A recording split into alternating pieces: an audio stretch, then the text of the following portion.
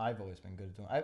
This is really my 500th show in a row. I mean, nobody cares. It is, Nobody really my previous cares. show. Oh my God, here we go. You gonna tell her about your bankruptcy? You want to see? I can tell you about my bankruptcies Oh Lord, back in don't. the day. You want to see my calendar too? I can show you my calendar. No, I'm not just used to anything. doing that to No. her. Oh my God, she's never gonna come back.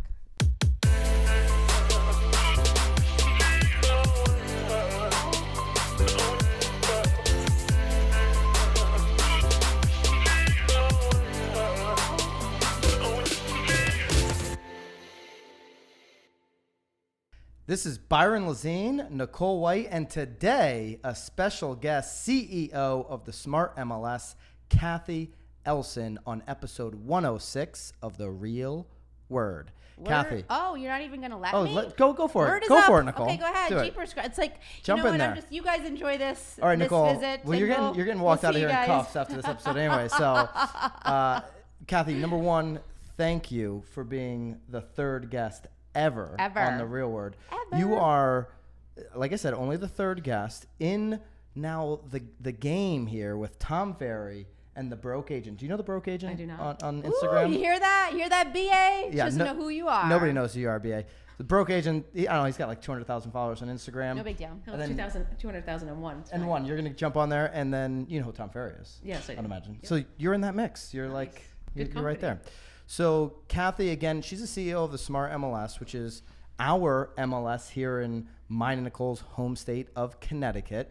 We teased it out last episode. We said Kathy's coming on. We didn't even know Kathy. Just met Kathy. We actually kind of bullied her, and It was a lot of follow-up. Yes, Byron was doing great with emails, and I don't think she actually called us back until she watched the podcast and realized. I just happened to answer the phone when he. Just happened to answer. I got her out the right time. I had some voice messages. Was my follow-up game strong or what? It was awesome. All right. So anybody that's looking to sell a house Well, out there, but follow-up after game. watching the podcast, you now Then know I- why. Then I had to come on. I was like, I guess I really have no choice whatsoever. So happy to be here. Thank you very much. So if you missed episode 105, 104, or even previous episodes since really the news hit last year, we've been talking about the clear cooperation rule. This is Although it wasn't always called that. I feel like it wasn't It was always 8.0. They call it 8.0. Yeah. It was kind of also like in real estate forums, like the coming soon rule, coming soon ban. It's been referred to as that. many things. Yeah. But this is a national association rule, and then and correct me if I'm wrong, every local MLS is adopting it and their version in the gray area of that. Correct. Yep. Right? So in your definition, let's just jump right into it if you don't mind. In your definition, what is high level the clear cooperation rule? So high level, it's just ensuring that every property, every listing that is out there for public consumption is also in the MLS for professional consumption. We were having an issue where the public would see listings. They might see a street sign. They might drive down the road, call their agent, ask their agent to see, hey, can I see 127 Ajax? And then they go into the MLS and they're like, yeah, and then they go to 127 Ajax on Google. They try to see what they can find anywhere else, and they're like, well, what color is the sign? Try to get some clues who usually sells in that area, and then try to make some phone calls and do some quick talking to change the subject and get the information. So we want the professional to have all the information that the consumer has. So yeah, and so basically making sure everything's listed on the MLS so we can have cooperation. Yep. And okay, and so what was happening, and we're not going to say any names, but what was happening maybe that made this rule come to be? So this is a trend that started probably 5, 7, 8 years ago, right? So an agent learned somewhere that, hey, why don't you have listings that are coming soon and let people know that a property is going to be on the market in the next few weeks. You're in the process of taking pictures. You're in the process of refinishing the floors, cleaning up the kids' rooms, that sort of stuff, and just tease people and send it out in your newsletter, send out an email blast to other agents. Hey, keep an eye out on this. Then one person saw it. Then another person saw it. Then websites started popping up. And then all of a sudden, a percentage of the market wasn't on the MLS anymore. It was just on these emails. They were on Facebook pages, closed Facebook pages, open Facebook pages, groups, that come together that just talk about things, that all like-minded groups. So it was all taking away from the cooperation of the MLS, and the MLS is there for the sole purpose of cooperating with each other. Right. And that was having major issues on the major focus of the MLS. Yeah, and so when we've talked about it, we're like, this doesn't impact us, like as a team here in No, Connecticut. again, we were talking about it earlier, and I said if you go even like 2 podcasts earlier, like we were like, this is great, like this is no who big cares? deal, like everyone's just gonna be kissing babies, shaking hands, loving on each other, And it makes sense because I feel like for what we do, we were doing that. We were, we're always getting, obviously if it's coming soon, we're obviously in Connecticut, we have the coming soon. So we were doing that. But yeah, no, we loved it. We thought it was great. And so But Nicole, but then, well, wait, there's more. Nicole, who does a lot of work with investors, house flippers, her and I both take on new developments where, a developer or an investor or a builder wants their product to be shown off oftentimes even before the unit, the house, the project is complete. Well, stories. Everybody loves telling stories. Yeah, to story tell to the videos. consumer. Right, yeah. Let the consumer know the journey that we're on so that they become interested, so they become intrigued, so that they tell their friend, Invested, so that yeah. you can build an email list, so you can build interest ahead of time so that you're not just waiting for the final nail to go into into the condo or whatever it is. And so Nicole said, this could cause a problem if we're going to follow the rules, which, Kathy, we're going to follow all the rules. Always. So in that specific area, and this doesn't apply to everybody, certainly, if you're an agent or a broker watching this that doesn't do any new construction, this may not apply to you now. It may in the future. This is going to be a smaller segment. We know most of the transactions in most MLSs are resale properties, which are, a typical single-family home that was, being marketed now again for the second time. It's not new, or the third time or the fourth time, a resale property. But in this specific situation, are we living in a gray area? What is the solution to market for builders, investors, flippers, and tell the story to the public as we approach the project being completed? So it is definitely a gray area because the vast majority of what we deal with are resale properties and stuff that is on the market right away. It's not the 10, 12-month lead time on new construction, Right. or the 2, 3, 4-month lead time on flipping. And then your take on flipping and the way you do things is even more unique and interesting and tells a definite story, and gets it out there. So we don't really have hard and fast rules with it. So the black and white answer is that it can't be done, right? That it's out there marketing and it could cause someone to reach out and contact you, and then you double in the transaction and get 100% and just sort of keep everything for yourself. Yeah. And that's what you're trying to eliminate. And that's what we're trying to eliminate. We want the general public to know, so it doesn't matter who their agent is, they know about 100% of the market area, because the last thing we want there to be is any fair housing information to come out or anything like that. The story aspect of your piece changes the dynamic of the rule a little bit differently and how it can come on. And if your seller goes to you and says, hey, I don't want it on the MLS for whatever reason, we can't force a seller to put it on the MLS. We've got a form we have them sign that say, hey, these are the benefits of going on the MLS. It reaches over 18,000 people. It goes to these websites. It does this, and it's to your benefit. And they can sign off knowing they want to waive their right to that benefit. And they could put the listing in as a withheld listing on the MLS. And we require, when we enforced this rule, when we brought this rule into fruition last spring, we created a new section on the website for withheld listings. So they put a check mark in the box. You see the listing as the agent, your manager sees the listing, and we see it as the MLS. So if someone's driving down the road, they see your sign in the road and they contact us, or they contact an agent, right? They can then call us and be like, oh yeah, we know about that property, and we can put the two forces together outside of the public purview. So and just to clarify, in that situation, so you're saying if the seller is asking the agent to withdraw it, instead of the agent saying, hey, we're going to keep this off, I'm going to try and find someone on my own, that's obviously against. But if the seller says, I want to keep this off and sign the form, you can go about it that way. Yep. Okay. So it would be against the realtor code of ethics if you encourage people to keep it off. But if they've got reasons to not put it on the MLS, then it's their right to not have to put it on the MLS. So it goes on the MLS whatever day your contract goes into effect. We start counting market time at that point, because at some point the seller might want to put it on the market and they might not want to, right? So they might say, oh, maybe this was the wrong thing. I had one the other day. I want to change my withheld back to active. We require it to be off the MLS for 30 days so that there's not just that little in-between period of time that they really know what they want to do. And anyone that doesn't want their house on the MLS doesn't really care if it's for 30 days, 40 days, 60 days, because they just don't want it on the MLS. Question though, and again, now we're going a little micro here, so I apologize. But so you're saying you want it off for 30 days, but there's the 2-week coming soon rule. Which is a different rule, yep. So can you take it off for 2 weeks and then do coming soon 2 weeks? So it would be the 30 days withheld, and then you could do 2 weeks after that as coming soon. The coming soon rule is what most people use, right? Yeah, it gives them the opportunity when you're doing a coming soon listing, you could advertise the daylights out of it. It shows up on the MLS. Right. People can schedule appointments for whatever day that go live date is. Right.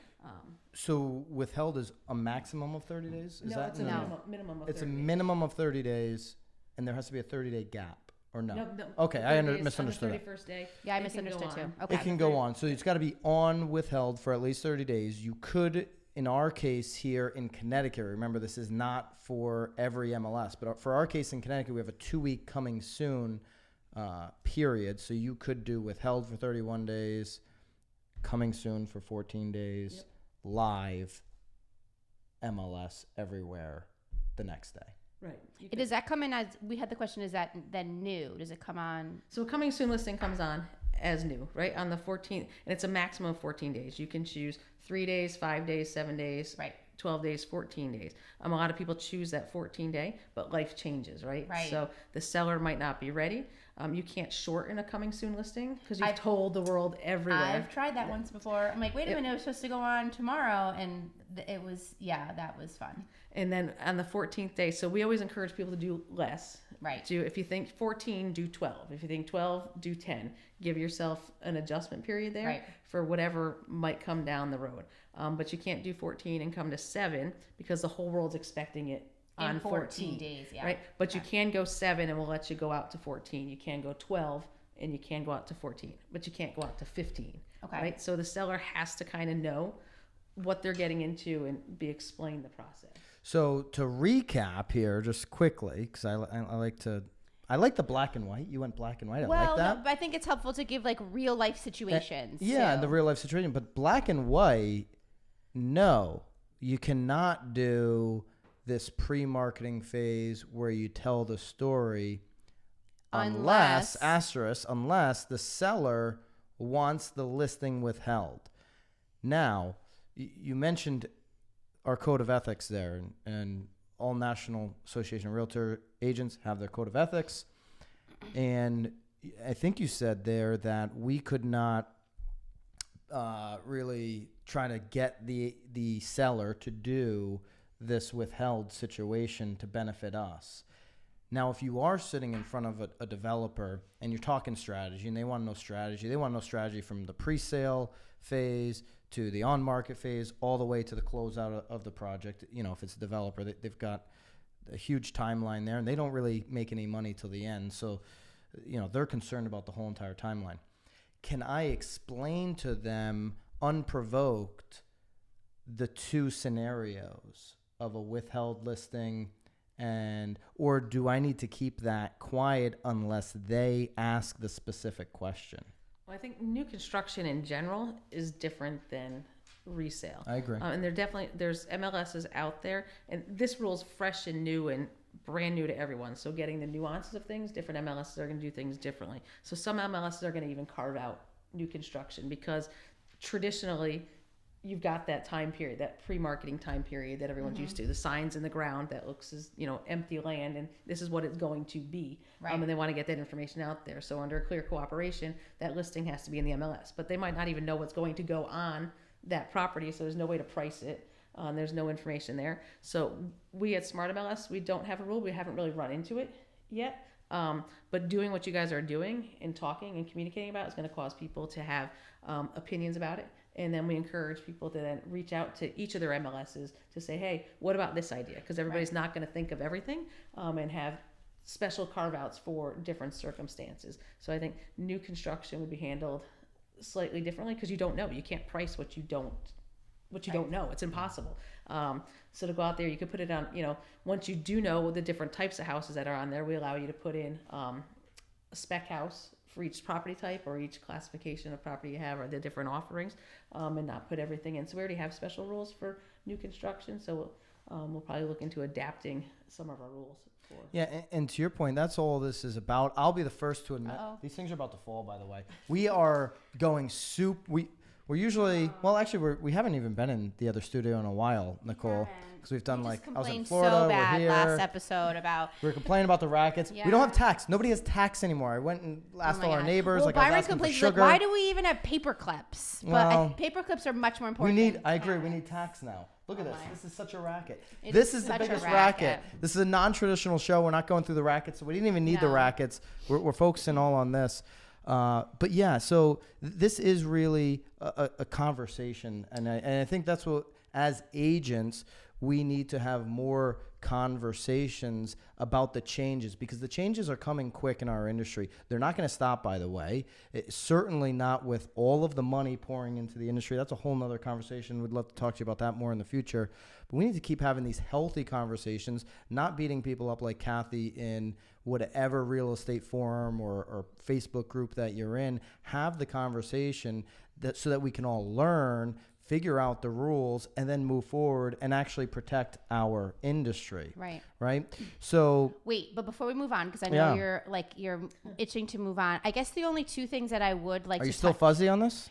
I'm not fuzzy on it, but but we also had a little bit of a conversation before we started this. But I think where you and I should at least go back to is sort of what we were talking about in the last podcast, just to answer those questions, because you thought it was don't do an address. And I thought, hey, if I'm the owner, I'm covered. And Kathy was like, hey, you weren't really right on that. And I'm the first to admit I've been wrong on a lot of things in this show. But yeah, that was me kind of just throwing out a scenario. I guess just to that's clarify not really for those, because we also talked about taking a photo while your photographer is there. Obviously, if you have a listing agreement already, you're covered. If it's incoming soon. If it's incoming soon. So, I mean, you explain it, Kathy, really, and you explained it before we started the show, that if you're putting out marketing that can come directly back to you as the agent for a specific property, even not putting on an address, but you are saying this is a new listing. Mm-hmm. I'm here, I'm at my new listing, and somebody could watch that on an Instagram story, and they could see a tour of the house. And hey, I've here's gotten a tour that of my before, house. and I've asked agent like, oh, where is that? They're like, well, it's going to be on MLS in 2 days. So that was sort of breaking the rules, because she's advertising it but not disclosing address, but then it goes under contract. Yeah. No. Hopefully she's watching. Add a little bit of color to that. Are we? So yeah, there's lots of instances where that happens. Or now we've got photographers going out and taking pictures and announcing the listing for, here I'm at 127 Ajax. Here, there's a new listing coming up. To brand ABC photography. Right, to brand ABC photography, and then saying who the listing agent was. So right. It's not the listing agent giving the marketing. It's the photographer. I know, I'm sorry about that. It's the photographer doing it for them, right? Right. So all of those things, we just want the consumer to be able to, whatever the consumer sees at a property is for sale, for them to be able to contact their. It's coming down. It's coming down. This is really important stuff. This is important stuff. We're turning this whole conversation into a racket. If you're listening, go watch if you're listening to the podcast, go watch the video. This whole thing turned into a total racket. Turn it down. Okay. Sorry. So keep going. So we want ultimately we want to be the gold standard of the data. We want the real estate professional to look professional 100% of the time. Not like we are with rackets on our wall. Our rackets here, it's just a little bit of different professionalism going on, right? So they need to look professional, and they have to be able to answer their clients' questions. And if the information is not in the system, in the database that everyone belongs to, and everyone says, hey, we're going to join, we're going to put all of our 100% of our information in, because when each broker joined 100 years ago, they said, we're going to put all of our information in, and we're going to be able to get all the information out. So it was fragmented before, and we're bringing that all together. And then we've got to figure out ways how to handle the creative market. We don't want to stifle innovation, because if we do, someone else from the outside, one of those disruptors or the money that's flowing into the system, might fill that void. Mm-hmm. So we've got to be very cognizant of everything that's going on, but make it as fair of a marketplace as possible. Yeah. All right. So to recap, number one, when you're listing a property for a seller, the clear cooperation rule. If it's going on for the public. It needs to go on for all of the agents. That's the NAR standard. Well, That's yeah, the new rule. within To 24 hours. Within 24 of hours. something being So with posted. the NAR policy, it'll be 24 hours. In SmartMLS in Connecticut, it's at the same time. At Same the time. same time here in Connecticut. So two differences there. Now here in Connecticut, to get into this specific situation that we're talking about, the only way you can market a property ahead of time is if it's withheld from the MLS for the seller's benefit, and the seller wants to do that. Correct. And then what happens when it comes on the market, it starts with the days on market from the time it was advertised, because it's days on market, not days on MLS. Right. So if it was advertised for 45 days before, when it hits the market, it'll be day 46. Day 46. Yeah. And I actually don't even know. Put it in the comments if you think that really hurts a seller. I mean, the seller's going to make that decision for themselves, and it's going to be a specific situation like we're talking about. I think the only time that someone would have a problem, and I think we asked this before too, because once it goes from withdrawn to active, does it go on the hot sheet as back on the market, or does it go on the hot sheet as new listing? Because I think that most people are, especially my sellers in this situation, are mostly concerned with it going on as like new. Yeah. They're okay with the 150 days, but as long as it's going on as new and not like back on market or, you know. Although, I mean, I would argue, especially today, as we sit here in the, what I would call the spring here in February of 2020, it feels like the spring right now, that if you're listing a resale property, this would be a bad move for any seller. No, to I'm not even talking about withhold that. I'm just talking, I mean, we're talking specifically about an investor or developers, builder. yeah. Because, I mean, again, as much as you want to do that before, you also want to celebrate the fact that, like, it's here. But, like, yeah, it's there's a lot on. of value Because you're building in the story. up. Yeah, I mean, that's the whole reason that you're doing a withdrawn, especially for a builder or an investor, because you are telling the story leading up to it going on the market. So you're actually spending hopefully a little bit less time having to tell the story after. Yeah. And you know, and you're kind of doing it. In There's the so front much end. brand equity. We've got a really good table. Did you do this table? One of my team members did. Somebody throw the team table. They're a really good table. We're going to link that up. Yes. Because not only is this here for any Connecticut agent that's a member of the SmartMLS, but you said nationally this table's been used in a lot of MLSs, right? Bright, are they one of them? They're one of the I don't biggest know. Bright MLSs, uses it's right? been in the Realtor magazine articles. Has been in a bunch of other publications with the Council of MLSs. Yeah. People We'll just link- need to start reading. They need to start. And I love that you're here too, because I think it shows that you're not trying to hide. You're super accessible if you hound. She made it work. I'm kidding. She made it work. I love no, that. I think, again, like you said before, if you have specific questions on something. We'll link up the article that we've been referencing the last couple episodes. We've linked this up 3 times for you. We'll link it up Link again. We're linking it. This is the article from Realtor Mag, how we found Kathy, because she leads the article off with her comment, or quote rather, have you ever received an inquiry about a property for sale but couldn't find it on the MLS? And that's really the foundation Essence, yeah. of this rule, Right. right? All right, I got a couple quick questions for you before we sign off, since we have you here. Of course. Mergers, MLS mergers. I believe the number, maybe you know the exact number, somewhere around a couple years ago, maybe, I don't know, less than 5 years ago, there was about 900 or a high 800 number of MLSs, and we're down to the low 600s nationally. Is that correct? That is correct. Has this been a good thing for MLSs?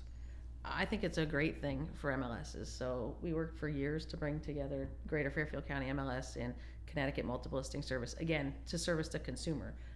In Guilford, you weren't as heavily impacted, but there was that line, right, where Milford, Stratford, Southbury, Danbury, where consumer had to get 2 searches, right? One from the GFCM side and one from the CTMLS side. And you can go to any of the third-party sites and get 1 search. So the consumer doesn't care about what's going on behind the scenes. Right. They want what they want, and someone's going to fill that void if we can't fill it for us. So it was essential. We can deliver a higher level of service. I'd rather spend all my time competing, making smart as best as it can be, because I'm going to stop short of being nothing but the best. I love the name too. Smart. You like Did you it? come up with that? I like the name. I can't take full credit for the name. Take the but, credit. Ooh, Take the credit no, here, you're Kathy. behind it. I take credit wherever I Yeah, can. she'll He take never credit, gives even it if out. it's not due. She'll take it. I love the name. Thank you. It's a great name. Who's still sitting out in Connecticut? So Greenwich? there's Greenwich, Darien, and New Canaan that each have their own individual MLSs. So Yeah. there's 4 MLSs in Connecticut instead of 5, and we've got We cooperate really well with them. Most of the members in Darien and New Canaan also belong to SmartMLS, and about half of Greenwich's members. Total racket, by the way. If you're a Connecticut agent, you know that's a total racket. I'm calling racket on Greenwich, Darien, and New Canaan having their own MLSs. I mean, Connecticut's a small enough state. We should have one MLS. In essence, we do today, but there's, for whatever reason, it works for them, and it's not me to tell them otherwise, but we try to cooperate as much as we can with each other. That's smart. That's smart. This is why people say Connecticut's so old school. You guys are old school out there. What's wrong with you guys? But I think it's working well. I like our MLS, doing a great job. Thank you for that. Question number 2 on this little added bonus question round. What's the future of MLS? Future of MLS. So I think more the future, consolidation, whatever it is. There's probably more consolidation around the industry. Probably not so much in Connecticut. There's probably more cooperation in the industry as well with states like Rhode Island, Massachusetts, stuff, people that border it. But you get into more issues when you're cross state lines, licensing issue wise. And we've got great relationships with everyone around our surrounding areas, the states around us. And then there's still a lot of consolidation that has to happen in other areas. So we're sort of ahead of it. Connecticut being so small and bringing the 2 MLSs together, we don't have issues that other people have. But we've got to become the gold standard for the data. So everyone that loves our little compliance notices, we do it to help. I know sometimes you get too many. We try to hone our rules. As to what it is, but being that gold standard, the data's out there in a whole bunch of different places, and if the square footage is wrong, and some people are comparing above grade and adding the below grade to the above grade, it just doesn't make us look professional. It doesn't keep everybody on the same playing field, making sure things are done in a timely fashion, marking listings as off the market because a deposit's been taken. So let your other agent know that there's something going on with this property. So I just had a guy yesterday call, more than upset, an elderly couple. It takes a lot of effort to get the husband out of the house, extra family members to walk him up to the door. He gets there, they go to put an offer in, and the property's for, already under deposit. So just communication amongst each other to not have a leg up, to keep the cooperation in putting your listings in, but even marking information properly just goes a long way with the whole professionalism with the industry. Great. Kathy, thank you so much for spending some Thank time with us. I definitely want to have you back at some point this year. We're going to have so many questions more. Maybe you'll be, I don't know, TF might come back on, so you might be the second person to come back. But you're only the third guest. I mean, that's like a little... It's amazing. We'll give you one of these rackets that almost fell on your head. You can take that as a prize. She may own the office if it fell on her head. If you're looking for more information on the clear cooperation rule, we're going to link up this table. It's a one-page table. Really, really good and organized. It reminds me of like something Vanessa, my sister, would do for us on our media team, but this looks really good. Kathy, anything you want to add? Anything that we should be talking about as agents, or any parting shots you want to leave with? No, it's great. I think the last 2 web podcasts were awesome, the way they explain things, and I'm glad you guys do it in an open and lively format, right? Instead of shooting the messenger to come out, just ask questions. I'm always happy to Thank you. answer questions. Any questions about this rule? Put them into the comments, please.